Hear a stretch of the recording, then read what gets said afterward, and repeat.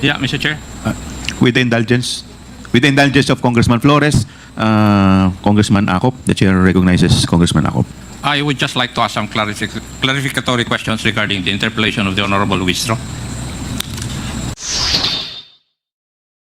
May I know who can answer me? Sino ang makakasagot? Kanino bang program itong sinasabi natin na Youth Leadership Summit? Is it a program of the DEPED? The Armed Forces of the Philippines? Kanino? Sino makapagsasabi sa akin? Major General Bajau, Bahaw, sir. Bahaw. May I recognize, Mr. Chair? You are recognized. Your Honor, it's a Philippine Army-wide program, a 3-day activity po. It's an activity included in the budget of the Armed Forces of the Philippines. Tama? Yes, Your Honor. It's one of the PPAs insofar as your budget is concerned. Yes, sir. So in other words, when you conduct these events, you do not need the help of other agencies or the funding of other agencies. I would disagree to that, Your Honor, because we can only spend for our own troops, but the need of other participants and the subject matter experts have to be carried by participating agencies po. What is the legal basis why the program of the Armed Forces of the Philippines is participated on by other agencies of government? What is the legal basis? Your Honor, we just operate in the context of the Peace and Order Councils po. Our participation in the POC would also reflect on the participation of other agencies when we conduct this activity, sir. Oh, direct question na lang, General. Did you receive any funds from the confidential funds of the OVP in the conduct of these events? No, sir. No. No, sir. There's no funds coming from. There are no funds coming from the Office of the Vice President. Yes, sir. No funds regarding coming this. from. Thank you. May I ask Yusek Memphine? Yes, sir. Yusek Mempin, you are recognized. Why would Yes. Why Yes, would Your Honor. certifications be addressed to you? Your Honor, Mr. Chair, as I mentioned to a while ago, I was asked by the Office of the Secretary to By get the- report from the You were asked by the Office of the Secretary. by the Office of the Secretary. and who in the Office of the Secretary asked you that? Hindi naman pwedeng magsalita yung Office of the Secretary, di po ba? So It's a- there must be somebody from the Office of the Secretary who asked you to do that. And may I know who that is? It's our former Chief of Staff. And who might that be? And who might that be? Former USEC Attorney Mike Po po, sir. Your Honor. Yusek Poa. Would you agree to the answer of the Yusek Mempi? Yes, Mr. Chair, Congressman Acop, yes, I confirm that. That you asked him to ask for the certifications from the different unit commanders of the Philippine Army? If I may explain, Your Honor, the answer is Sagutin yes. mo muna yung tanong ko bago ka mag-explain. Yes Di ba? po, yes po. So, tama yung sagot sa akin ni Yusek Memphine. Yes po. Na kayo po ang humingi sa kanya, na humingi siya ng certification doon sa mga units ng Philippine Army na nag-conduct ng YLS. Your Honor, if I may qualify, hindi po specifically on YLS. What I asked for was for any accomplishment. Kasi po yung ayon doon sa AOM na natanggap namin, pag nagbigay daw po ng rewards, you needed evidence of success of the information you received from the rewards. I mean, you received through the giving out of rewards. So because of this, I coordinated with Yusek Mempin to provide any proof of accomplishment para po doon sa rewards na na-disburse ng confidential funds. Thank you. May I ask, you have been in the Army, Yusek Memphine, di ba? Yes, Your Honor, Mr. Chair. Ano po ang part ng programang wireless na may kasamang rewards? Could you please tell me which part of that program would require the giving or the awarding of rewards? Which part of the program would require the gathering of information? Kasi yun po yung purpose ng confidential fund ng DepEd. 4 po yun. Now, which part of this? Your Honor, Mr. Chair, for the conduct of YL per se, there's no in that particular any areas of that for the Yes. rewards, giving of rewards, Your Honor, Mr. Chair. Basahin ko man ng ilang beses yung programa na yun, walang nagsasabi doon na pwedeng gamitin yung confidential fund ng isang agency. Would you agree with me? Yes, Your Honor, Mr. Chair. Yes. So, Yusek Pua, mali po yun. Kasi kitang-kita naman na natin that you asked for these documents to support your liquidation insofar as the confidential fund of the Department of Education is concerned. Kasi hindi naman kaya basically primordial na kasama doon po sa mga events na yun And yet, you are submitting or you submitted to COA documents to support your liquidation of the confidential fund of the Department of Education. Wala Kahit na anong basa ko. Kasi, for your information, Yusek COA, naging controller ako ng pulis kaya alam ko kung ano ang sinasabi nitong mga membro ng Philippine Army ngayon Alam ko rin na ginagamit nyo lang yun para i-justify yung expenditure nyo ng confidential fund ng Department of Education.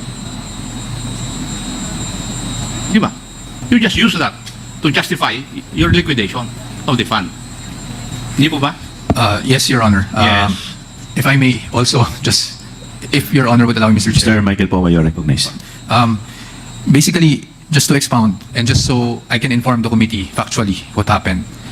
We received an AOM back in February asking for certain documents, one of which are the DEPs, which are the document evidence of payment. Another one would be for pag may rewards daw, kailangan daw po merong evidence of success.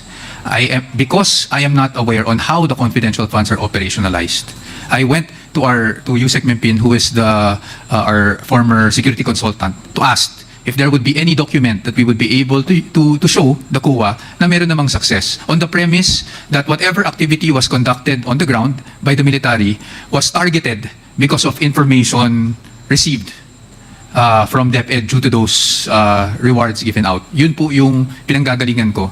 And when I received the certifications, I submitted them as such in response lang po to the AOM.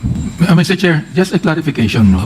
I Yes, Congressman Abante, you're I recognized. heard him mention that he is not aware of the nature of the confidential fund. Is that right?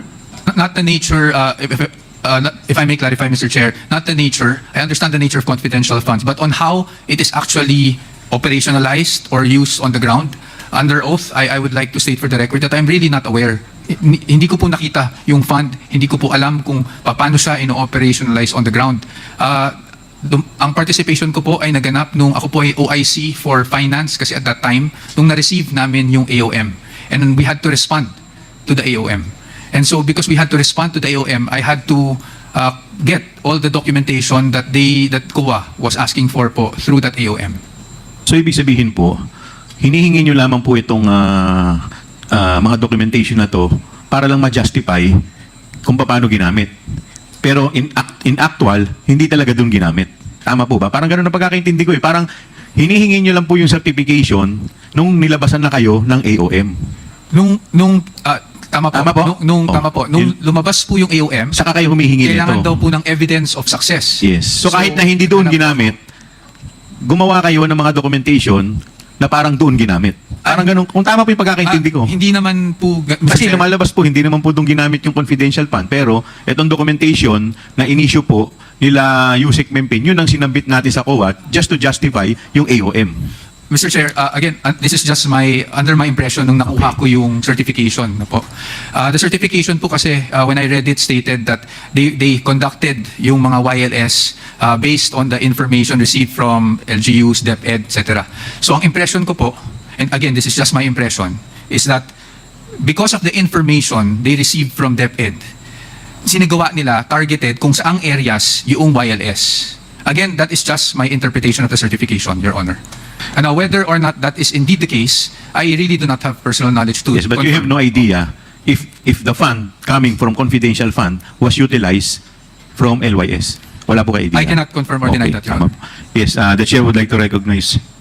Yes, please continue, Congressman Acop. Thank you. So, Yusek Mimpin, wala pong ibinaba na pondo sa Armed Forces of the Philippines or sa Philippine Army units. Wala. As para sa akin, sir, wala po po, sir. Yung mga units ng Philippine Army which conducted the summits, wala rin po kayong pondong natanggap galing sa DepEd. Would that be correct? Yes, sir. Correct, sir. That's correct. Now, may I ask, bakit kayo nag-issue ng certification? Hindi. That's not you kasi hindi naman ikaw nag-certify it. Why did you Sino issue pong, certification? sino pong sasagot? Mr. Chair, Colonel Buransing, you are recognized. Mr. Chair, sir, as I earlier mentioned, sir, because almost all of our activities on the ground are multi-stakeholder, when we appear in activities of one or many agencies ask for certifications of attendance. As I have asked the Secretariat to issue us with a certificate of attendance that we attended this activity, we assumed that the certification was also for for that purpose. So a lot of other national government agencies and local government units asked for certifications in that manner also. So you're trying to tell us that it was Yusek Memphis which required the submission of those certification? Siya po ba nag-require sa inyo? Yes, he asked, Mr. Chair. Yes, sir. Was it through a written document or what? He called our commander, sir. Ganun na po ba ngayon sa Armed Forces of the Philippines? Well, sir, the other agencies also, like for instance, the regional offices of the Department of Agriculture, TESDA, they also text me during our activities. So I think it's a accepted mode of unofficial communication, sir. For your information, yun pong purpose ng confidential fund ng DEPED in its accomplishment report ay 4 po. For your information. Number 1, counterinsurgency programs. Number 2 is abuse prevention and control within schools. Number 3, anti-illegal activities operations. And anti-extremism and terrorism programs. Di po ba? Nowhere could I find dito po sa accomplishment report na sinabmit ng Office of the Department of Education would I see na yung activity ng Armed Forces of the Philippines is enumerated. Wala eh. Wala akong makita. And yet, yung mga ginawa niyong activities eh nandun ngayon dun sa sa liquidation ng contingency fund ng DepEd. Bakit ganun? Yusek Memphis, did you not ask why? When you were asked to get certifications or to secure certifications from those units of the Armed Forces of the Philippines which conducted the YLS, eh, hindi mo tinanong bakit? Your Honor, Mr. Chair, as former Yusek po mentioned, I was also informed that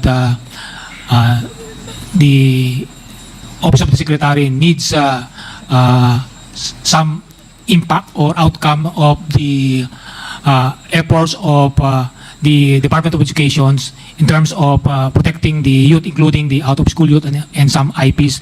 So I was not aware of that is the purely justification for the confidential fund. So I coordinated with the Philippine Army commanders, my former colleagues, to give feedback or in terms of certification that they have conducted YLS in coordination with various stakeholders to include Department of Education.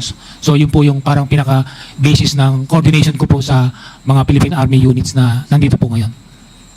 Kasi maski sa certification, Yusek, wala rin akong nakitang na amount na nakalagay doon sa mga certifications ng mga unit commanders ng Philippine Army. Wala. So, may ibang purpose lang yung pagkuha nyo ng certification na yun. And as I've said, it is used to justify yung expenditure ng o pag-spend ng confidential fund ng Department of Education.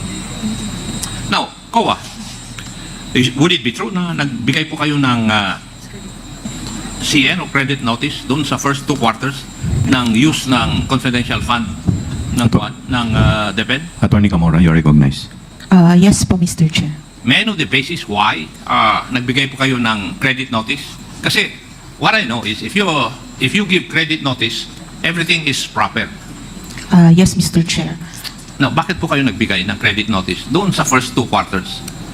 Since nag-submit po sila ng documents that we required in the AOM, we deem them okay na po for the compliance. Parang sa joint circular din, Yes, Mr. Chair. di ba? Yes, Mr. Chair. Actually, yun nga po, yung certifications is one And- of the requirements po. When I say mean, parang sa joint circular, you do not do anything to find out whether the data or the certifications given you would be reasonable or true.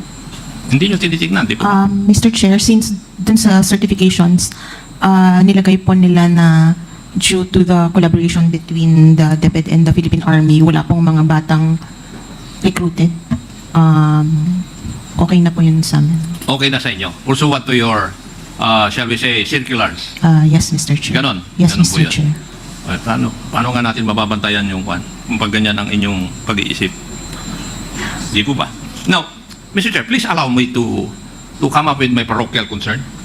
Because I heard a while ago that Yusek Densing was in charge of the allocation of the BEFF or Basic Educational Facilities. Tama po ba? Mr. Chair, if I may. Yusek Densing, you're That's correct, recognized. Correct. Pwede ko bang malaman bakit walang napunta sa Antipolo na school building Sir, during your term or the term of BP Sara? ang nahawakan ko po actually is 24. Hindi, tinatanong ko. Sagutin mo muna. Pero sir, ang sa Antipolo kasi, Antipolo, Taytay, tinanong ko rin kasi yan dun sa technical working group, wala na pong buildable space. Yun pang binanggit sa akin. Walang buildable space. Opo. There's a fund with the DEPED na pambili ng spaces. Di po ba? Wala po. Yun po ang nilabi namin nung nakaraang That is budget. for GA 2022? 24 po, 24. Hindi, tinatanong ko nga eh. Sa 22 po Congressman wala. ako noong 2022. Opo. My wife was a I congresswoman wasn't there yet, but there was since no fund, sir. 2019. I was not there Pero yet. wala kaming natatanggap. Opo. Your records will bear me out. Opo. I As a matter of recognize. fact, the first time, 2022, nag-usap po tayo.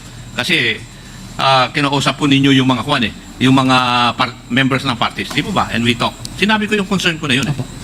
We did. In fact, nung ginawa nga nila, may mga districts, legislative districts na wala. Now, may I ask you, Yusek Densing, is that following the mandate of the Constitution that you are supposed to equitably distribute government resources? That's the part of the criteria that I mentioned to the National Technical Working Group. Tinatanong nga kita eh. Opo. When you do not allocate school buildings doon sa isang lugar, is that equitable distribution? Again, sir, the problem was there are no buildable spaces in the area. Sino po ang nagsabi? Yung National Technical Working Group po. Noong 2024, humingi ako. Opo. 2024, humingi ako. There are buildable spaces. Pero wala pa rin.